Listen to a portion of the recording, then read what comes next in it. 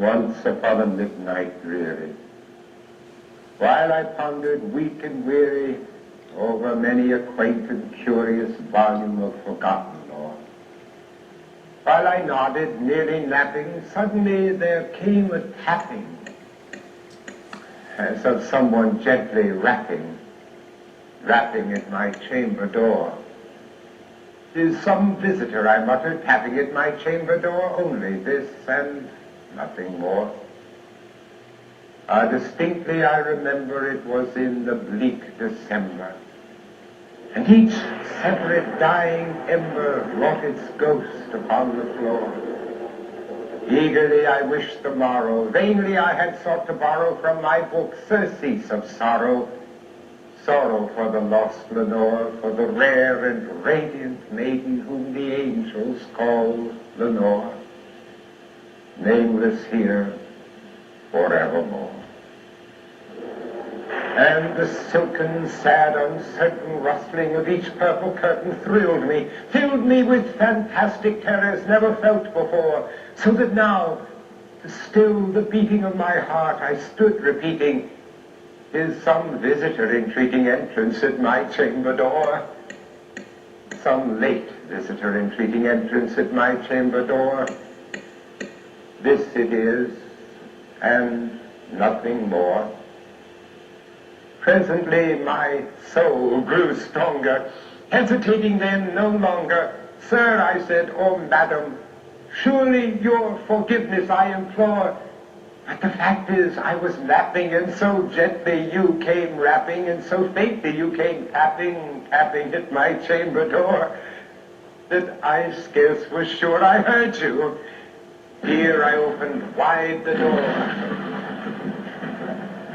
Darkness there, and nothing more. Deep into that darkness peering long, I stood there wondering, fearing, doubting, dreaming dreams no mortal ever dared to dream before. But the silence was unbroken, and the stillness gave no token, and the only word there spoken was the whispered word, "Lenore." And I whispered back, and an echo murmured back, "Lenore." Merely this, and nothing more. Back into the chamber turning, all my soul within me burning. Soon again I heard a tapping, something louder than before. "Surely," said I, "surely that is something at my window lattice. Let me see what then thereat is, and this mystery explore. Let my heart be still a minute, and this mystery explore. 'Tis the wind and nothing more." Open here I flung the shutter, when with many a flirt and flutter in there stepped a stately raven of the saintly days of yore. Not the least obeisance made he, not a minute stopped or stayed he, but with mien of lord or lady perched above my chamber door, perched upon a bust of Pallas just above my chamber door, perched and sat, and nothing more. Then this ebony bird beguiling my sad fancy into smiling, by the stern and grave decorum of the countenance it wore, "Though thy crest be shorn and shaven, thou," I said, "art sure no craven, ghastly, grim, and ancient raven, wandering from the night's Plutonian shore. Tell me what thy lordly name is on the night's Plutonian shore." Quoth the raven, "Nevermore." Much I marveled this ungainly fowl to hear discourse so plainly, though its answer little meaning, little relevancy bore. For we cannot help agreeing that no living human being ever yet was blessed with seeing bird above his chamber door, bird or beast, upon the sculptured bust above his chamber door, with such a name as Nevermore. But the raven, sitting lonely on his placid bust, spoke only that one word, as if his soul in that one word he did outpour. Nothing farther than he uttered, not a feather than he fluttered, till I scarcely more than muttered, other friends have flown before. On the morrow he will leave me as my hopes have flown before. Quoth the raven, nevermore. Startled by the stillness broken by reply so aptly spoken, doubtless, said I, what it utters is its only stock and store, hot from some unhappy master, whom unmerciful disaster followed fast and followed faster, till his songs one burden bore, till the dirges of his hopes that melancholy burden bore of never, nevermore.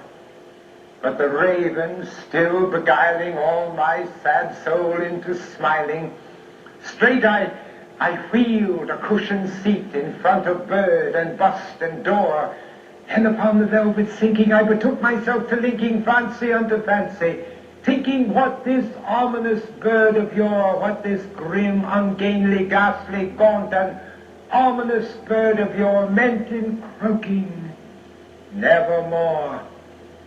Thus I sat engaged in guessing, but no syllable expressing to the fowl, whose fiery eyes now burned into my bosom's core. This and more I sat divining, with my head at ease reclining on the cushion's velvet lining that the lamplight gloated o'er, but whose velvet violet lining with the lamplight gloating o'er she shall press, nevermore. Then methought the air grew denser, perfumed from an unseen censer, swung by seraphim whose footfalls tinkled on the tufted floor. Rich, I cried, thy God hath lent thee, by these angels he hath sent thee respite, respite and nepenthe from the memories of Lenore. Quaff, oh quaff this kind nepenthe, and forget this lost Lenore. Quoth the raven, nevermore. Prophet, said I, thing of evil, prophet still, if bird or devil, whether tempter sent or whether tempest tossed thee here ashore, desolate yet all undaunted, on this desert land enchanted, on this home by horror haunted, tell me, I implore, is there balm in Gilead? Tell me, I implore. Quoth the raven, nevermore.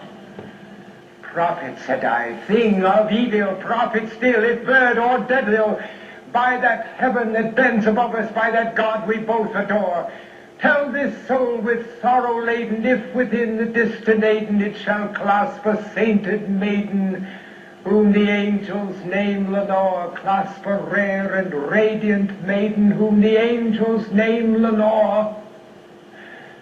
Quoth the raven, nevermore. Be that word our sign of parting, bird or fiend, I shrieked upstarting, get thee back into the tempest and the night's Plutonian shore. Leave no black plume as a token of that lie thy soul has spoken. Leave my loneliness unbroken, quit the bust above my door.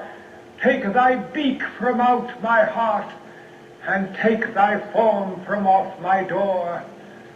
Quoth the raven, nevermore. And the raven, never flitting, still is sitting on the pallid bust of Pallas just above my chamber door, and his eyes have all the seeming of a demon's that is dreaming, and the lamplight o'er him streaming throws his shadow on the floor, and my soul from out that shadow that lies floating on the floor shall be lifted nevermore.